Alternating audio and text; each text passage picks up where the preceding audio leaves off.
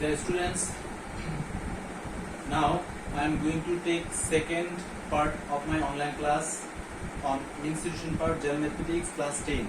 Next SCBS 2025. আমি mensuration যাকে বাংলা পরিমিতি বলে পরিমিতির দ্বিতীয় পার্ট ক্লাস নেব। আমি প্রথম পার্টে ত্রিভুজের বিভিন্ন ধরন এবং এ সংক্রান্ত গুরুত্বপূর্ণ সূত্রগুলো নিয়ে ডিসকাস করেছি এবং একই সাথে চতুর্ভুজের বিভিন্ন প্রকার চতুর্ভুজ যেমন আয়তক্ষেত্র, রম্বস, বর্গক্ষেত্র, সামান্তরিক, এসব ক্ষেত্রের ক্ষেত্রফল সহ গুরুত্বপূর্ণ সূত্রগুলো নিয়ে ডিসকাস করেছি। এখন আমি পরিমিতির আরো কতিপয় গুরুত্বপূর্ণ বিষয় নিয়ে কথা বলবো, যেগুলো বিভিন্ন পরীক্ষায় যেমন একাডেমিক এক্সাম, সেমিস্টার পরীক্ষা বা pre test, test, model test এবং সর্বশেষ বোর্ড পরীক্ষা পর্যন্ত প্রত্যেকটি পরীক্ষায় অত্যন্ত গুরুত্ব বহন করে। পরিমিতি যাকে ইংরেজি ভাষণে মেনসুরেশন বলে,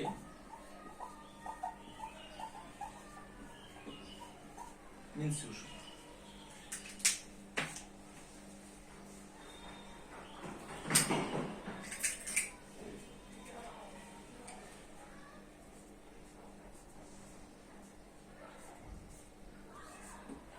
প্রথমে আমরা ব্যালন নিয়ে কথা বলবো। ব্যালনের গুরুত্বপূর্ণ সূত্রগুলো।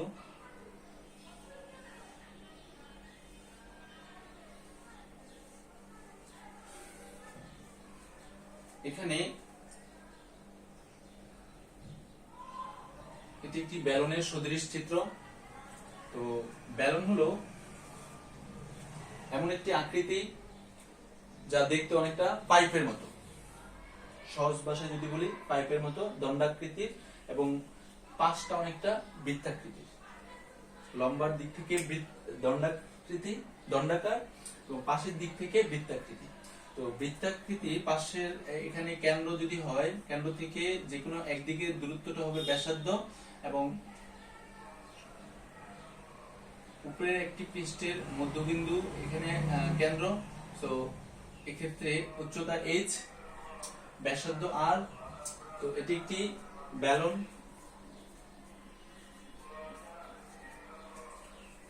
যা দেখতে অনেকটা পাইপের মতো।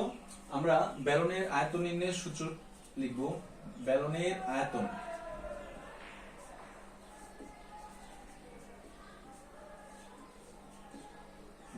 আয়তন নির্ণয়ের সূত্র হলো পাই আর স্কয়ার h। আমরা চিত্র আলোকে এখানে ব্যাসার্ধকে r ধরেছি যা রেডিয়াস, উচ্চতাকে h ধরেছি হাইট। তো এখানে আমরা পায়ের নির্ধারিত মান জানি 3.1416।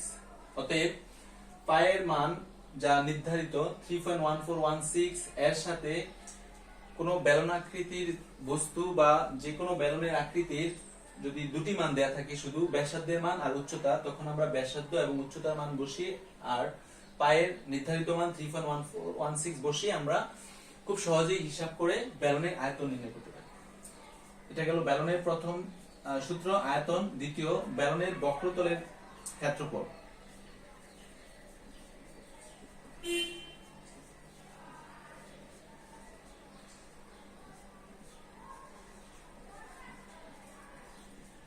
ব্যালনের বক্রতল এর ক্ষেত্রফল নির্ণয়ের সূত্র হলো 2 পাই আর h বর্গ একক। এখানেও পায়ের মান নির্ধারিত 3.1416 বসবে, আর ব্যাসার্ধ h উচ্চতা। সো ব্যালনের ব্যাসার্ধ আর উচ্চতার মান জানা থাকলে বা প্রশ্ন থেকে ব্যাসার্ধ উচ্চতার মান আমরা খুব সহজেই বসিয়ে পায়ের জন্য নির্ধারিত 3.1416 বসিয়ে হিসাবের মাধ্যমে ব্যালনের বক্রতলের ক্ষেত্রফল খুব সহজে আমরা বের করতে পারব। তৃতীয়ত, ব্যালনের সমগ্র তলের ক্ষেত্রফল।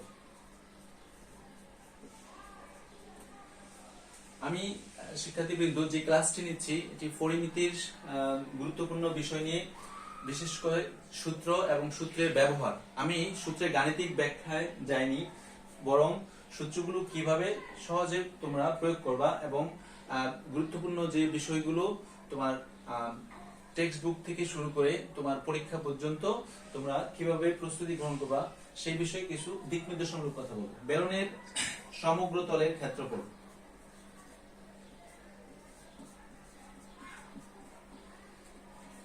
সমগ্র তলের ক্ষেত্রফল 2 পাই r into h plus r বর্গ একক। সরি, আমার মার্কারটা একটু প্রবলেম দেখাচ্ছে, লেখাটা একটু অস্পষ্ট, যার কারণে আমি মার্কারটি চেঞ্জ করলাম। এখানে বর্গ একক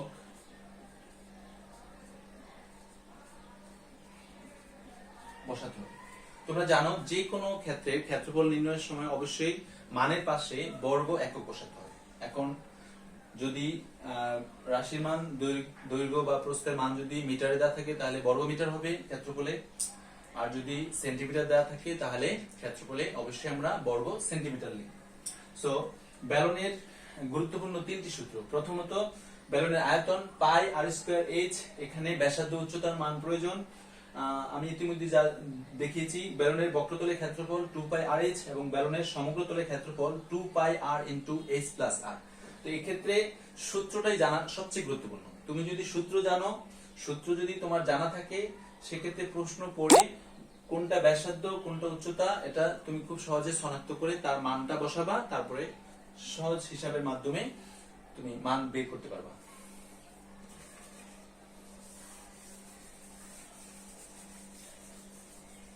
শিক্ষার্থীবৃন্দ, আমি এখন আরেকটি গুরুত্বপূর্ণ বিষয়বস্তু নিয়ে ডিসকাস করব, সেটি হলো কোণক।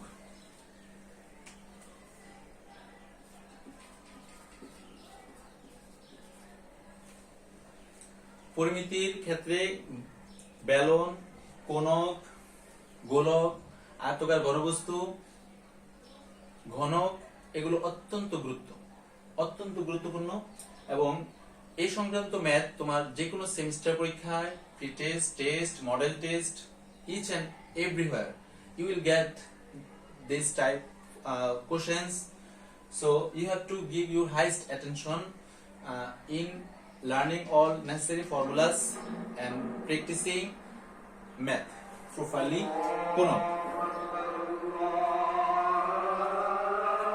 কোণকের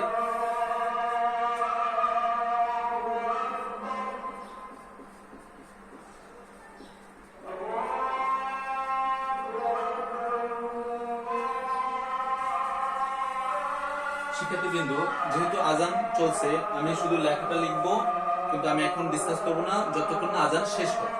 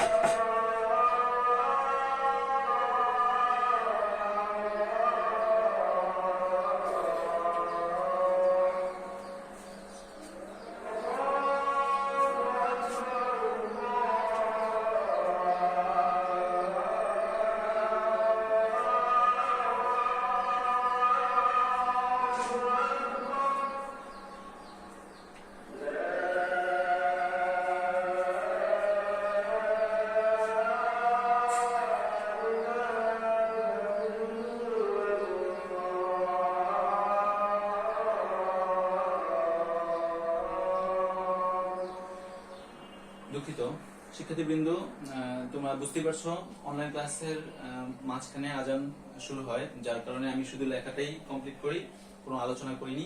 এখন আমি আলোচনা শুরু করব। এখানে কোনকের আয়তন নির্ণয়ের সূত্র হলো 1/3 পাই আর স্কয়ার এইচ ঘন একক।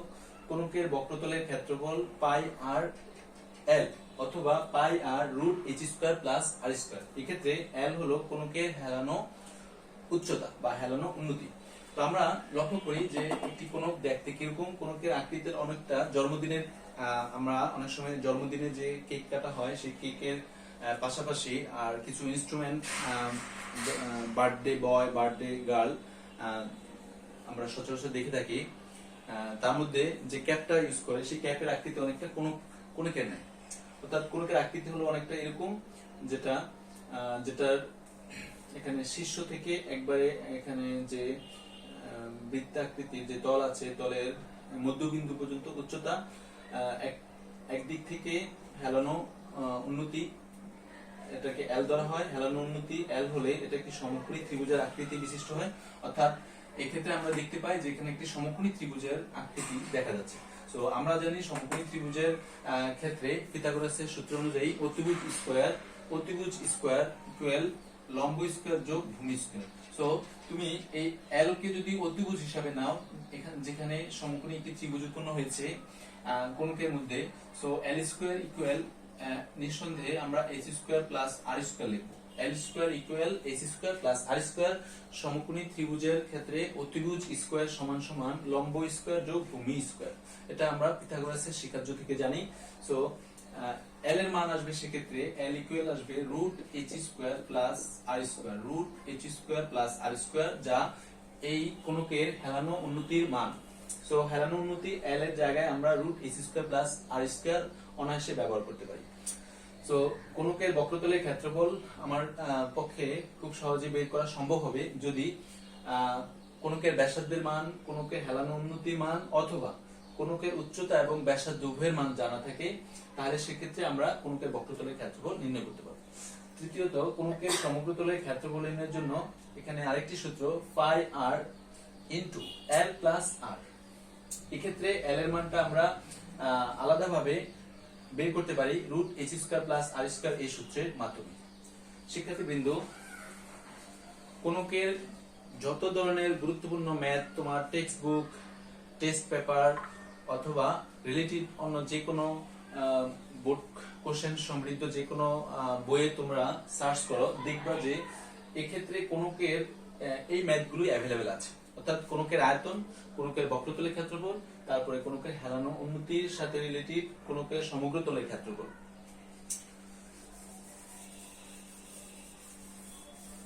শিক্ষার্থীবৃন্দ, এখন আমরা গোলক নিয়ে কথা বলবো। গোলক নাম দেখি, নাম শুনি বোঝা যায় যেটা আকৃতি গোল, এর জন্যই এটি গোলক। আমরা অবশ্যই বল চিনি, বল আমরা দেখেছি। তো বলের আকৃতি অনেকটা গোলকের আকৃতি সদৃশ, যেখানে মাঝখানে একটি কেন্দ্র থাকবে। এই কেন্দ্র থেকে যে কোনো একদিকের দূরত্বটি হলো ব্যাসার্ধ। সো গোলকের প্রথম সূত্র আমরা লিখতে পারি যে গোলকের পৃষ্ঠতলের ক্ষেত্রফল বা পৃষ্ঠের ক্ষেত্রফল 4 পাই আর স্কয়ার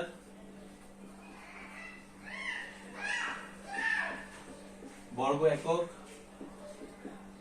দ্বিতীয়ত, গোলকের আয়তন, গোলকের আয়তন নির্ণয়ের সূত্র হলো 4/3 পাই আর কিউব ঘন একক। শিক্ষার্থীবৃন্দ, বেলনের আয়তন নির্ণয়ের সূত্রে আমি ঘন একক শব্দটি লিখিনি, সেখানে ঘন একক বসাতে হবে, যেমনটা এখানে গোলকের আয়তন নির্ণয়ের ক্ষেত্রে বললাম 4/3 পাই আর কিউব ঘন একক। তো এখানে শুধু ব্যাসার্ধের মান যদি দেয়া থাকে, প্রশ্নে অবশ্যই ব্যাসার্ধের মান দেয়া থাকবে, তাহলে আমরা সেক্ষেত্রে গোলকের পৃষ্ঠতলের ক্ষেত্রফল কিংবা গোলকের আয়তন নির্ণয় খুব সহজে করতে পারি।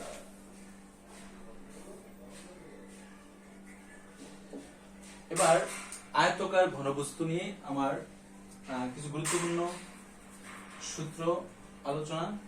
প্রথমত আয়তক্ষেত্রের আয়তকার ঘনবস্তুর আয়তন।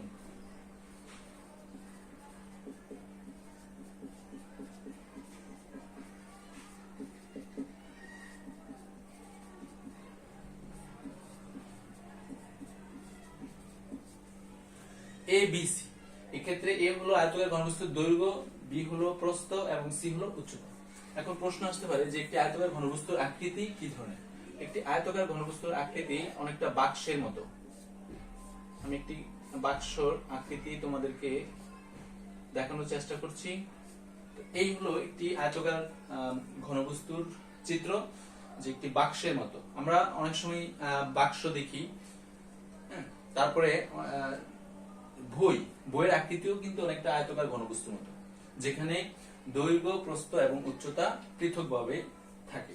সো আয়তকার ঘনবস্তুর আয়তন নির্ণয়ের সূত্র হলো এ বি সি। এখানে এ হলো দৈর্ঘ্য, বি হলো প্রস্থ,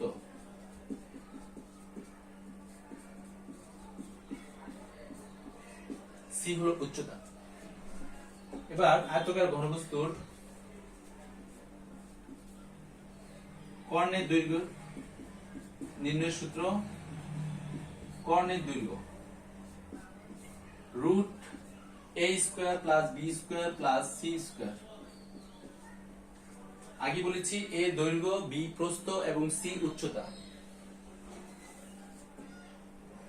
তৃতীয়ত আয়তকার ঘনবস্তুর সমগ্র তলের ক্ষেত্রফল।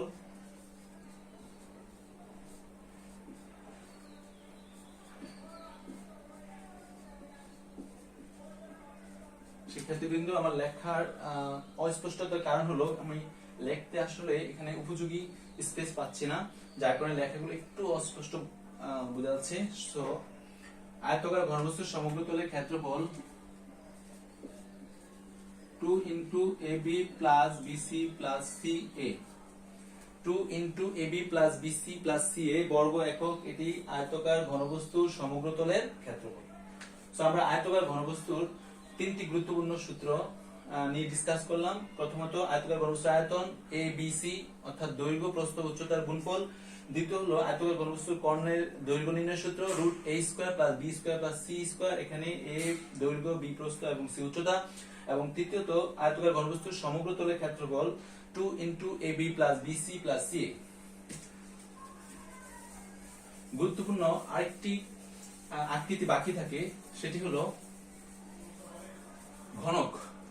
ঘনকেরও তিনটি সূত্র আছে, তবে ঘনকের সাথে আয়তকার ঘনবস্তুর পার্থক্য হলো যে আয়তকার ঘনবস্তুর দৈর্ঘ্য, প্রস্থ, উচ্চতা আলাদা, কিন্তু ঘনকের দৈর্ঘ্য, প্রস্থ, উচ্চতা একই।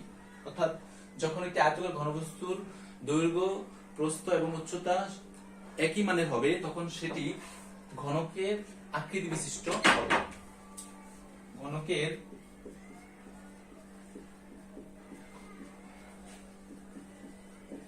আয়তন নির্ণয়ের সূত্র হলো a কিউব। ঘনকের কর্ণের দৈর্ঘ্য নির্ণয়ের সূত্র, সংক্ষেপে কর্ণ লিখলাম রুট 3 ইনটু a। এক্ষেত্রে a হলো এক বাহুর দৈর্ঘ্য, ঘন একক। তৃতীয়ত ঘনকের এই আকৃতির তৃতীয় সূত্র, ঘনকের সমগ্র তলের ক্ষেত্রফল বা পৃষ্ঠের ক্ষেত্রফল। সমগ্র তল বা পৃষ্ঠের ক্ষেত্রফল।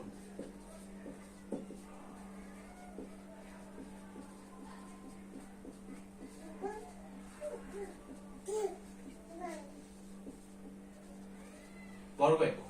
সো শিক্ষার্থীবৃন্দ, এই ছিল দুটি গুরুত্বপূর্ণ আকৃতি। একটি হলো আয়তকার ঘনবস্তু, আরেকটি হলো ঘনক।